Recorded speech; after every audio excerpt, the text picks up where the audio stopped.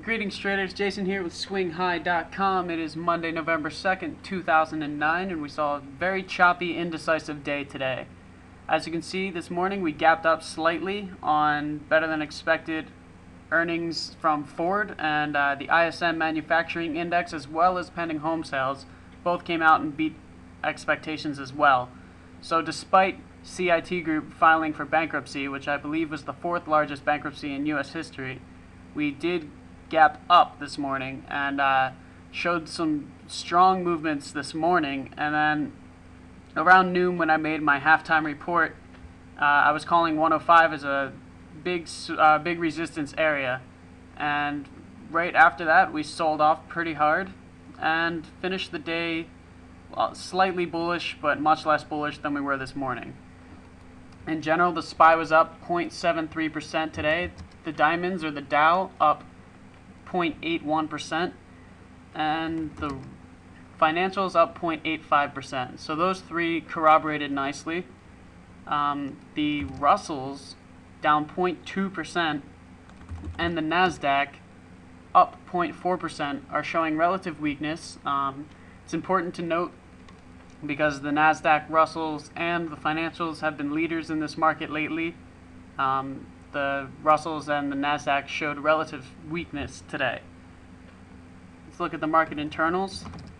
The tick was bullish this morning, went into bearish territory for most of the day, and then finished in slightly bullish territory. The Trin started out bullish, went to neutral, and chopped around in slightly bearish to neutral territory for most of the day, with a couple big spikes into bearish territory. The VIX. The VIX was down about 3% today, closing under 30. This afternoon, I drew in this Fibonacci retracement line, and you can see the VIX found support at the 50%, like I was saying it should. Rallied back up to the 100% and found some resistance at the top of the Fibonacci, or the most recent swing high. Had a nice tweezers type top here and sold off, finishing about the 23.6 retracement area. Excuse me. Sorry about that. So the VIX did close below 30, showed some bullish reading, but at the same time we are holding up nicely after a huge pop, and we did not close below the 50% line, which means statistically we should see higher highs and higher lows from here on the VIX, which would be bearish for the overall markets. Let's look at a broader time frame on SPY, the daily chart here. As you can see, we have a doji and a lower swing, or a lower high and a lower low. In general, I don't see any decisive patterns still.